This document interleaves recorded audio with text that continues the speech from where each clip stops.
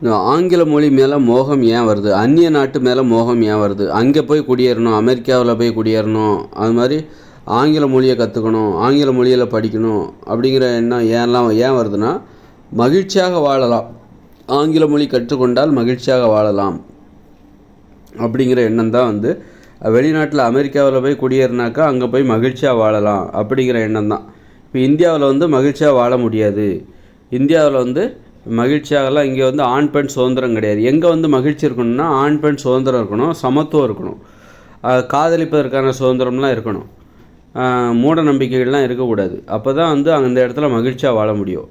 அப்போது இந்தியாவில் வந்து அதற்கான சூழ்நிலை இங்கே இல்லை. இங்கே ஆண் பெண் சுதந்திரம் கிடையாது. அதனால் இங்கே வந்து மகிழ்ச்சியாக வாழ முடியாது. அப்போ அமெரிக்கா அது மாதிரி வெளிநாடுகளுக்கு போனால் மகிழ்ச்சியாக வாழலாம். வெளிநாட்டில் போய் செட்டில் ஆகிட்டால் நம்ம ஆண் பெண் அங்கே ஆண் பெண் சுதந்திரம் அங்கே இருக்கும். அப்போ அங்கே போய் நம்ம மகிழ்ச்சியாக வாழலாம். அதனால தான் வந்து வெளிநாட்டு மேலே மோகத்துக்கு காரணம். வெளிநாட்டு மோகத்துக்கு ஏன் காரணம்? அந்நிய நாடு மேலே ஏன் மோகத்துக்கு காரணம்? ஆங்கில மொழி மோகத்துக்கு என்ன காரணம்? ஆங்கில மொழி கற்றுக்கிட்டால் அதுதான் வெளிநாட்டுக்கு போக முடியும். வெளிநாட்டுக்கு போகணுங்கிற எண்ணம் தான் இந்த நாட்டில் இருந்துடக்கூடாது, இந்தியாவில் இருந்துடக்கூடாது. ஏன்னா இந்தியாவில் ஏகப்பட்ட தடைகள், மகிழ்ச்சியாக வாழ்வதற்கு இங்கே ஏகப்பட்ட தடைகள் இருக்குது. அதனால் இந்த தடைகளெல்லாம் எதிர்த்து போராடுவதை விட எங்கே மகிழ்ச்சியாக வாழலாமா அங்கே போயிடலாம்ல. ரொம்ப ஈஸி. போராடுறப்போ வாழ்க்கை முழுதும் நம்ம போராடிட்டு தான் இருக்கணும். இவ்வளோ நாள் போராடிக்கிட்டு தான் நிறைய போராட்டக்காரர்கள் இந்த நாட்டை மாற்றணுங்கிறதுக்காக நிறைய பேர் போராடிக்கிட்டு தான் இருக்காங்க. அப்போ அவங்கள போல் நாமளும் போராடிக்கிட்டு இந்த நாட்டை மாற்றிட்டு அதுக்கப்புறம் மகிழ்ச்சியாக வாழ்கிறதுலாம் நடக்கிற கதைகள் கிடையாது. இந்தியாவோட நிலவரத்தை பொறுத்தவரையில் இங்கே ஒரு மாற்றங்களை ஏற்படுத்தவே முடியாது. யாரோ ஒருவர் வருவார், அவர் வந்து மாற்றத்தை ஏற்படுத்துவார். அப்புறம் அவர் காலத்துக்கு பிறகு திரும்பவும் இந்த நாடு குட்டிச்சவராக போயிடும். அப்போது இங்கே வந்து இப்போ காமராஜர் வராருன்னா அவரை மாதிரி நல்லவர் இன்னொருத்தர் வரவே இல்லை பாருங்கள். அவரை போல் ஒரு நல்லவர் இன்னும் வரவே இல்லை. அப்போ இங்கே இருக்கிறவங்க எல்லாருமே பெரும்பாலும் காமராஜராகவே இருந்துட்டாங்கன்னா நமக்கு கவலை இல்லை. காமராஜர் மாதிரி ஒரு ஆள் இன்னமும் வரல பாருங்கள், இனிமேலும் வரல. அப்படின்னா அப்படி யாராவது ஒருத்தர் வரமாட்டாரா அப்படின்னு தான் ஏங்கிக்கிட்டு இருக்காங்க. இந்த இந்தியாவை பொறுத்தவரையில் இங்கே மாற்றத்தை நிகழ்த்துவதற்கு யாராவது ஒருத்தர் வரமாட்டாரா அப்படின்னு எதிர்பார்த்து காத்து கிடக்குறாங்க. யாராவது ஒருத்தர் வரமாட்டாரா அப்படின்னு மக்கள் ஏங்கிட்டு இருக்காங்க. அதனாலலாம் அந்த மாற்றம் வந்து அவர் இருக்கிற வரைக்கும் தான் இருக்கும். அப்புறம் அவர் போயிட்டாருன்னா அந்த யாரோ ஒருத்தர் வர்றாருன்னு வைங்களேன், மக்கள் எதிர்பார்க்குற மாதிரி ஒருத்தர் வர்றாரு அப்படின்னு அவர் இருக்கிற வரைக்கும் தான் அந்த மாற்றம் இருக்கும். அப்புறம் இன்னொருத்தர் வந்தால் திரும்ப அந்த மாற்றம் காணாமல் போயிடும். தனி மனுஷங்களை எதிர்பார்த்து அப்போது இங்கே இருக்கிற ஆள்களும் யாரோ ஒருத்தர் அந்த அவதாரமாக நாம் இருக்கணும், யாரோ ஒருத்தர் அந்த மக்கள் எதிர்பார்க்குறாங்களோ அந்த ஒருத்தராக நாம் இருக்கணும் அப்படின்னு யாரோ ஒருத்தர் வராங்க. நாம் மட்டும்தான் இருக்கணும், வேறு யாரும் அந்த மாற்றத்தை தந்துடக்கூடாது, வேறு யாரும் அந்த மாற்றத்தை இங்கே நிகழ்த்தி விடக்கூடாது, நாம் தான் அந்த மாற்றத்தை நிகழ்த்த வேண்டும், அந்த வாய்ப்பை நாம் தான் பெறணும், நமக்கு பிறகு யாரும் அந்த இடத்த பிடிச்சிடக்கூடாது, நம்மளை பார்த்து மக்கள் ஏங்கணும். இப்படி காமராஜர் போயிட்ட பிறகு மக்கள் அவரை நினச்சே ஏங்குறாங்களா, அது மாதிரி நாம் அந்த மாற்றத்தை ஏற்படுத்தணும், நம்மளை நினச்சே ஏங்கணும். நம்ம போன பிறகு ஐயோ அவர் இருக்கிற வரைக்கும் நல்லது பண்ணார் அப்படின்னு சொல்லி ஏங்கணும் அப்படின்னு அந்த மாதிரியும் நினைக்கிற ஆட்களும் இருக்காங்க. அதனால் இங்கே வந்து மாற்றம் என்பது மாற்றத்தை வந்து நிலைநிறுத்த முடியாது. இங்கே வந்து ஒற்றுமையே இருக்காது, ஒரு கொள்கையில் வந்து ஒற்றுமையே ஏற்படாது. யாரோ ஒருத்தர் வந்து இப்போது நானே இருக்கிறேன்னு வச்சுக்கோங்களேன், நான் ஒரு மாற்றத்தை இங்கே நான் நிகழ்த்துறேன்னு வச்சுக்கோங்க. இப்போ நான் போயிட்டேன்னா அந்த மாற்றம் இங்கே நிற்குமான்னு என்னோட அந்த மாற்றமும் போயிடும். நான் போயிட்டேன்னா அந்த மாற்றம் என்னோட போயிடும். இப்போ ஒரு மாற்றத்தை வந்து காமராஜர் கொண்டு வந்தார், அவர் போனாரா அந்த மாற்றமும் அவரோட போயிடுச்சு. அப்புறம் வந்து பெரியார் வந்தார், அவர் ஒரு மாற்றத்தை கொண்டு வந்தார். அப்புறம் அவர் போன பிறகு அந்த மாற்றம் என்பது அவரோட அது போயிடுச்சு, அது தொடரலை. அந்த மாற்றம் என்பது தொடர்ந்து இன்னும் பெருசாக மாறலை. இது தனி மனுஷங்களால் ஒரு மாற்றம். இப்போ பெரும்பாலான மக்கள் மாறும்போது தான் ஒரு மாற்றம் என்பது பெரும்பாலான மக்களிடமிருந்து அந்த மாற்றம் வர வேண்டும். பெரும்பாலான மக்களிடம் அந்த மாற்றத்தை ஏற்படுத்த வேண்டும். அதற்கு என்ன வழி அப்படின்னு நம்ம பார்க்கணும். அப்படின்னா அதற்கு என்ன வழின்னா தாய்மொழியில் படிக்கணும், தாய்மொழியில் பேசணும், அப்படி இதெல்லாம் இருக்குது. அப்போ அதை வந்து இப்போ நான் சொல்கிறேன், இதை எத்தனை பேர் ஏற்றுப்பாங்க? தாய்மொழியில் படிக்கணுங்கிறதுல இங்கே நிறைய பேருக்கு ஒத்துக்கவே மாட்டாங்க. அப்போ அதிலே ஒற்றுமை கிடையாது. இங்கே கருத்து ஒற்றுமை கிடையாது. மக்கள் நிறைய கூட்டமாக இருக்காங்க, இங்கே கருத்துக்களில் ஒற்றுமை கிடையாது. அதே வந்து பார்த்திங்கன்னா ஜப்பான் நாட்டுக்காரங்க பார்த்திங்கன்னா அத்தனை பேரும் தாய்மொழியில் தான் படிக்கணும்னு சொல்லுவாங்க. ஜப்பான் நாட்டுக்காரங்க அத்தனை பேரும் தாய்மொழியில் தான் படிக்கணும், அந்நிய மொழியில் படிக்கிறதா? அது என்னங்க இது கொடுமையாக இருக்குது, அநியாயமாக இருக்குது அப்படின்னு கேட்பாங்க. சீனக்காரங்கிட்ட போய் நான் சீன மொழியில் தான் படிக்கணுமான்னு கேட்டால் இதில் என்னங்க சந்தேகம் இருக்குது? முட்டாள்தனமான கேள்வியாக இருக்குது. சீன மொழியில் தான் படிக்கணும் அப்படின்னு சொல்லுவாங்க. அப்போ அங்கே இருக்கிற 120 கோடி மக்களும் சீன மொழியில் தான் படிக்கணுங்கிறதுல, தாய்மொழியில் தான் படிக்கணுங்கிறதுல அவங்க ஒற்றுமையாக இருக்காங்க. 120 கோடி பேர் ஒரே ஒரு கருத்தில் ஒற்றுமையாக இருக்காங்க பாருங்கள். ஆனால் இந்தியாவில் பார்த்தா தாய்மொழியில் தான் படிக்கணுன்ட்டு கொஞ்சம் பேர் சொல்கிறாங்க, இன்னொருத்தர் ஹிந்தியில் படிக்கணுங்கிறாங்க, இன்னொருத்தர் இங்கிலீஷில் படிக்கணுன்றான், இன்னொருத்தன் எல்லா மொழியிலையுமே படிக்கணுங்கிறான். அப்போது ஒரு ஒற்றுமையே கிடையாது பாருங்கள். இந்தியாவில் ஒற்றுமையே கிடையாது. ஆனால் நீங்கள் வந்து சீனாவில் போனால் 120 கோடி பேர் அவன் தாய்மொழியில் படிக்கணும்னு தான் சொல்கிறாங்க. ஜப்பான் நாட்டுக்காரங்க 30-40 கோடி பேர் இருக்காங்க, 40 கோடி பேர் இருக்காங்க. அவங்க அத்தனை பேரும் தாய்மொழியில் தான் படிக்கணும் அப்படிங்கிறதுல உறுதியாக இருக்காங்க. அந்த ஒற்றுமை இருக்குது பாருங்கள். அதுதான் வந்து அவர்களுக்கு அந்த ஒற்றுமைங்கிறது இன்றைக்கும் இருக்கும், என்றைக்குமே இருக்கும். அந்த ஒற்றுமை தான் அவங்கள வந்து பாதுகாக்குது. அப்போ சரியான விஷயத்தில் அவங்க ஒற்றுமையாக இருக்காங்க. நம்ம ஆட்கள் என்ன தெரியுமா, தவறான விஷயங்களில் ஒற்றுமையாக இருக்கிறாங்க. தாய்மொழியில் படிக்கக்கூடாது அப்படிங்கிறதுல ஒற்றுமையாக இருக்கான். தாய்மொழியில் படிக்கணுங்கிறது தான் சரி, ஆனால் தாய்மொழியில் படிக்கக்கூடாது அப்படிங்கிறது தவறான ஒரு கொள்கை. அந்த தவறான கொள்கையில் அனைவரும் ஒற்றுமையாக இருக்கிறான். தவறான கொள்கைகளை கடைபிடிப்பதில் இந்தியர்கள் ஒற்றுமையாக இருக்காங்க. அதனால் இங்கே ஒரு மாற்றத்தை ஏற்படுத்தவே முடியாது. இங்கே இந்தியா வந்து என்றைக்குமே மாறாது. இது வந்து அடிமைகளின் தேசம். இங்கே ஒற்றுமையாக இருக்க, வேற்றுமையில் ஒற்றுமை காணுகிற ஒரு நாடு இது. வேறுபடுவதில் வேற்றுமை, வேறுபட்டு நிற்பதில் ஒற்றுமை, தவறான விஷயங்களை கடைபிடிப்பதில் இவங்க ஒற்றுமையாக இருப்பாங்க. அதனால் இந்தியாவில் என்றைக்குமே மகிழ்ச்சியாக வாழ முடியாது. இங்கே ஒரு மாற்றத்தை ஏற்படுத்தி அப்புறமாவது மகிழ்ச்சியாக வாழலான்னா அதுக்கும் இங்கே வந்து உத்தரவாதம் கிடையாது. இங்கே மாற்றத்தை ஏற்படுத்தலாம், ஒருத்தர் வந்து ஏற்படுத்தலாம், அப்புறம் அவர் போயிட்டாருன்னா அவர் அந்த மாற்றமும் போயிடும். அதனால் யாரோ ஒருத்தரை நம்பி இங்கே மாற்றம் ஏற்படாதான்னு யாரோ ஒருத்தரை தான் எதிர்பார்க்குறாங்க. யாராவது ஒருத்தர் அந்த நல்லதை செய்ய மாட்டாங்களா? எல்லாரும் தப்பாக யோசிக்கிறாங்களா? யாராவது ஒருத்தர் சரியாக யோசிக்க மாட்டாங்களா அப்படின்னு தான் இந்தியாவில் நினைக்கிறாங்க.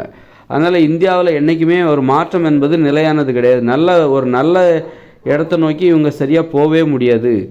அப்படின்ட்டு என்ன பண்ணுறாங்க, வெளிநாட்டுக்கு போனால் தான் இதுக்கு இந்த இந்தியாவில் கடந்து போராடுறதுக்கு பதிலாக நம்ம வெளிநாட்டுக்கே போயிடலாம், அப்படி வெளிநாட்டில் போனால் தான் மகிழ்ச்சியாக இருக்க முடியும், இந்தியாவில் மகிழ்ச்சியாக வாழ்வதற்கு வாய்ப்பே கிடையாது அப்படின்னு இவங்க ஒரு முடிவுக்கு வந்துட்டாங்க.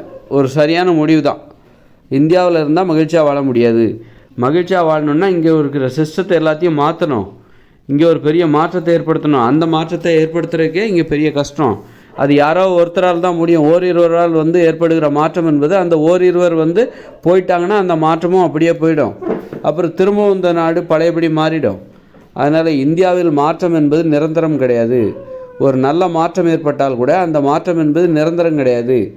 அப்படின்ட்டு இந்தியாவில் வந்து வாழ்வதை விட இந்தியாவில் மகிழ்ச்சியாக வாழ முடியாது அப்படின்னு சொல்லிட்டு வெளிநாட்டுக்கு போயிடுறாங்க. வெளிநாட்டுக்கு போகணுன்னா இங்கிலீஷ் தெரிஞ்சால் வெளிநாட்டுக்கு போகலாம். எங்கே போகணுன்னு நினைக்கிறாங்க? அமெரிக்கா போகலாம். அதுக்காக தான் ஆங்கில மோகம் ஏன் ஏற்பட்டது அப்படின்னா, இந்த மக்களுக்கு வேலைவாய்ப்பு மட்டுமே அவங்க நினைக்கல. வேலைவாய்ப்பை மட்டுமே நம்பி அவங்க அமெரிக்காவுக்கு போகணும், இங்கிலாந்துக்கு போகணுன்னு நினைக்கல, ஃப்ரான்ஸுக்கு போகணுன்னு நினைக்கல. அவங்க வந்து வெளிநாட்டுக்கு போனால் மகிழ்ச்சியாக வாழலாம், சுதந்திரமாக வாழலாம் அப்படிங்கிற அந்த கருத்து தான் அந்த ஆழ் மனதில் ஒரு கருத்து. சுதந்திரமாக வாழலாம் அப்படிங்கிற எண்ணம் தான் வெளிநாட்டு போகிறதுக்கான ஆசைக்கு காரணமாக இருக்குது. வெளிநாட்டு போகிறதுக்கு என்ன தேவை? சும்மா போக முடியாதுல்ல. அப்போ ஆங்கில மொழி கற்றுக்கிட்டால் வெளிநாட்டுக்கு போகலாம். வெளிநாட்டுக்கு போனால் தான் மகிழ்ச்சியாக இருக்க முடியும். இந்தியாவில் இருக்கிற வரைக்கும் நம்ம மகிழ்ச்சியாகவே இருக்க முடியாது, சுதந்திரமாகவே இருக்க முடியாது.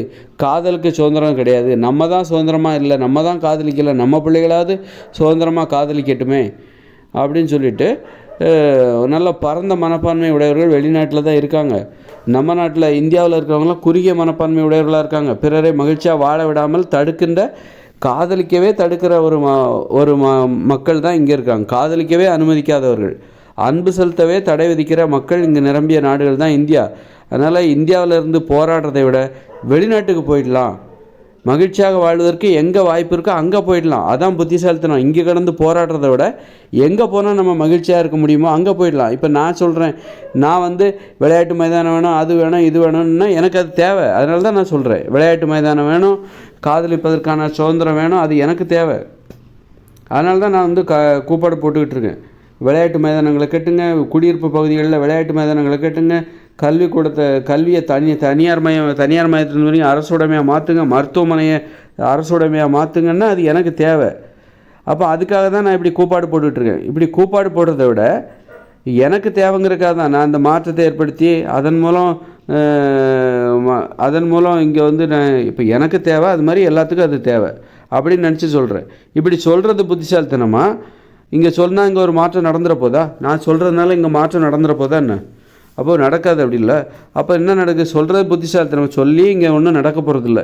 அப்போ சொல்லி இங்கே எதுவும் நடக்காது. அப்படிங்கும்போது எங்கே போனால் எனக்கு எல்லாமே கிடைக்குமோ நான் அங்கே போகிறது தானே புத்திசாலித்தனம். இப்போ அதுக்கே நீ அதுக்கு இங்கே கடந்து கூப்பாடு போடுறதுக்கு பதிலாக நீ பேசாமல் வெளிநாட்டுக்கு போயிடு. அங்கே போனால் அவனுக்கு நல்ல விளையாட்டு மைதானம் எல்லாமே கிடைக்குது. காதலிப்பதற்கான சுதந்திரம், ஆண் பெண் சுதந்திரம், நல்ல எல்லாமே அங்கே கிடைக்குது. நல்ல தரமான மருத்துவம், தரமான கல்வி எல்லாமே அங்கே கிடைக்குது. அப்படின்னா அது எல்லாமே கட்டணம் இல்லாமல் அந்த அரசாங்கம் கொடுக்குறாங்க. அப்படின்னா அங்கே போய்டுறது தானே புத்திசாலித்தனம். இங்கே கடந்து போராடுறத விட இங்கே ஒரு மாற்றம் ஏற்படாது, நம்ம கூப்பாடு போடுறதுனால இங்கே எந்த மாற்றமும் ஏற்படாது. அப்போது தேவைங்கிறது எனக்கு தான் அது தேவை. அப்படி இருக்கும்போது எனக்கு தான் தேவை. என்னை போல் யாருக்கெல்லாம் தேவையோ அவங்கள எல்லாத்தையும் நான் அவங்கள எல்லாத்துக்கும் நான் ஒரு அணியில் திரட்டுறதுக்காக நான் கூப்பாடு போடுறேன். அதனால் இங்கே ஏதாவது மாற்றம் ஏற்படுமான்னா உத்தரவாதம் சொல்ல முடியாது, உறுதியாக சொல்ல முடியாது. இந்த ஆட்சி அதிகாரத்தை கைப்பற்றினா தான் மாற்றத்தை ஏற்படுத்த முடியும். அப்போ எல்லாராலையும் அதை கைப்பற்ற முடியாது. அப்படிங்கும்போது அப்போ இங்கே கடந்து போராடுறத விட இங்கே கடந்து போராடினாலும் நமக்கு தீர்வே கிடைக்காதுங்கிறத விட எங்கே போனால் எனக்கான தேவைகள் எல்லாமே கிடைக்குமோ அந்த நாட்டுக்கு நான் போகிறது தானே புத்திசாலித்தனம். எந்த நாட்டுக்கு போனால் என்னுடைய தேவைகள் எல்லாமே கிடைக்குமோ, நான் விரும்புவது எல்லாமே போராடாமலே எனக்கு கிடைக்குமோ அங்கே போகிறது தானே புத்திசாலித்தனம். அங்கே போகிறது தானே அறிவுடைமை. அப்படின்னு நினச்சிட்டு தான் வெளிநாட்டு ஏன் அந்நிய நாட்டு மோகத்தில் மக்கள் இருக்காங்கன்னா அதுக்கு தான். அப்போ அதுக்கு என்ன தேவை? ஆங்கில மொழி கற்றுக்கிட்டாக்கா எந்த பெரும்பாலான நாடுகளுக்கு நம்ம போயிடலாம். அதாவது ஆண் பெண் சுதந்திரம் நிலவுற நாடு, மகிழ்ச்சியாக வாழ தகுதியான நாடு, நல்ல பரந்த மனப்பான்மை மக்கள் வாழுகிற ஒரு பகுதி, அன்பு பாசத்துக்கெல்லாம் முக்கியத்துவம் இருக்கிற ஒரு நாட்டுக்கு நம்ம போயிடலாம் ஆங்கிலம் தெரிந்தால். அதனால தான் ஆங்கில மொழி மேலே அவ்வளோ மோகம். ஆங்கில மொழி மேலே ஏன் அவ்வளோ மோகம்னா மகிழ்ச்சியாக வாழ்வதற்கான மோகம் தான் ஆங்கில மொழி மேலே உள்ள மோகம். அந்நிய நாட்டு மேலே மக்களுக்கு ஏன் இவ்வளோ மோகம்னா அந்நிய நாட்டுக்கு போனால் மகிழ்ச்சியாக வாழலாம். ஆப்கானிஸ்தானுக்கு போகணுங்கிறதுக்காக யாராவது ஆசைப்படுறாங்களா? ஆசைப்பட மாட்டாங்க. பாகிஸ்தானுக்கு போகணுன்னு ஆசைப்படுவாங்களா? ஆசைப்பட மாட்டாங்க. ஈராக்குக்கு போகணுன்னு ஆசைப்படுறாங்களா? ஆசைப்பட மாட்டாங்க. சவுதிக்கு போகணுன்னு ஆசைப்படுவாங்களா? ஆசைப்படுவாங்க. அங்கே போனால் மகிழ்ச்சியாக வாழ முடியாது, அதுக்கு இந்தியாவிலே இருந்துட்டு போகலாம். அப்போ எங்கே போகணுன்னு ஆசைப்படுறாங்க? அமெரிக்காவுக்கு போகணுன்னு ஆசைப்படுறாங்க, இங்கிலாந்துக்கு போகணுன்னு ஆசைப்படுறாங்க, ஆஸ்திரேலியாவுக்கு போகணுன்னு ஆசைப்படுறாங்க. ஏன்னா அங்கெல்லாம் போனால் மகிழ்ச்சியாக வாழலாம், சுதந்திரமாக வாழலாம், மூட நம்பிக்கைகள் இருக்காது, நல்ல அறிவுபூர்வமாகவும் வாழலாம். அறிவுபூர்வமாகவும் வாழணும்ல. அறிவுபூர்வமாக வாழ்வதற்கு அந்த நாடு ஏற்றது அப்படின்னு சொல்லி இங்கே கடந்து போராடுறத விட நம்ம எதெல்லாம் தேவைன்னு நம்ம போராடுறோமோ அந்த தேவை எங்கெல்லாம் இருக்குதோ அந்த நாட்டுக்கே போயிடலாமே, அதான புத்திசாலித்தனம்னு சொல்லிட்டு அதுக்கு தேவையான ஏற்பாடுகள் தான் இந்த இங்கிலீஷ் மீடியம், இங்கிலீஷ் மொழி, ஆங்கில மொழி, இதெல்லாம் அதற்கு தேவையான ஒரு ஏற்பாடு தான். அப்போது அவங்க போகிறது இந்த இந்தியாவில் சரி. அப்போ நம்ம இந்த இயந்திர அறிவியல் உலகில் நம்ம கருத்து ஒற்றுமை இல்லாமல் வேறுபட்டு கிடப்பது தான் நம்ம தலைவலி. நல்ல விஷயத்தில் ஒற்றுமையாக நாம் இருக்கவே மாட்டோம். நம்மளை நாமே அழித்து கொள்வதிலும் நம்மை நாமே அடிமைப்படுத்திக் கொள்வதிலும் தான் நாம் ஒற்றுமையாக இருப்போம். தவறான விஷயத்தில் ஒற்றுமையாக இருக்கிறது தான் இந்தியர்களோட மனப்பான்மை. அதனால் அதை மாற்ற முடியாது. இயந்திர அறிவியல் உலகத்தில் எல்லாரும் நல்ல மாதிரியாக வாழவே முடியாது, எல்லாரும் நல்லாவே வாழ முடியாது. ஒரு நாட்டினரும் ஒவ்வொருத்தருக்கும் ஒவ்வொரு கேரக்டர் இருக்கும். ஜப்பான் நாட்டுக்காரங்களுக்கு ஒரு விதமான மனப்பான்மை இருக்கும், அதுவே பிரான்ஸுக்காரங்களுக்கு ஒரு விதமான மனப்பான்மை இருக்கும், ஆப்கானிஸ்தான்காரனுக்கு ஒரு விதமான மனப்பான்மை இருக்கும். ஆப்கானிஸ்தான்காரங்களாம் மாற்ற முடியாது. அது மாதிரி இந்தியாக்காரங்களுக்கு ஒரு விதமான மனப்பான்மை இருக்கும். எல்லாருமே சமத்துவமாக உலகம் முழுக்க எல்லாரும் ஒரே மாதிரி இந்த இயந்திர அறிவியல் உலகில் வாழ முடியாது. அதனால் இந்தியர்கள் இப்படித்தான் வாழ்வார்கள். இப்போ ஜப்பான்காரங்க எப்படி வாழ்கிறாங்கன்னா அவங்க அப்படித்தான் வாழ்வாங்க. அவங்க வேறு மாதிரி வாழ்வதற்கு ஏதாவது வழி இருக்கான்னா முடியாதுல்ல, அவங்க அப்படி தான் வாழ்வாங்க. அதை எப்படி மாற்ற முடியாது? அது மாதிரி இந்தியாக்காரங்க இப்படி தான் வாழ்வாங்க, இதை மாற்ற முடியாது. இந்த இயந்திர அறிவியல் உலகில் இந்தியர்கள் இப்படித்தான் வாழ்வார்கள், இதை மாற்ற முடியாது. அது மாதிரி அமெரிக்காக்காரங்க எப்படி வாழ்வாங்க, அமெரிக்கா எப்படி வாழ்ந்துட்டுருக்காங்களோ அவங்க அப்படி தான் வாழ்வாங்க, அதை மாற்ற முடியாது. அதனால் இருக்கிறது இதுதான். நீ உனக்கு என்ன தேவையோ அது எங்கே கிடைக்குதோ அங்கே போயிடு. இந்தியாக்காரங்க இப்படி தான் இருப்பாங்கப்பா. அதனால் நீ உனக்காகலாம் இந்தியாவை மாற்ற முடியாது. நீ என்ன பண்ணு, உனக்கு எங்கே தேவையோ அங்கே போயிடு, அந்த நாட்டுக்கு போயிடு. அப்படி அது ஆப்கானிஸ்தானில் இருக்குன்னா ஆப்கானிஸ்தான் எப்படி இருக்கோ அது அப்படி தான் இருக்கும்.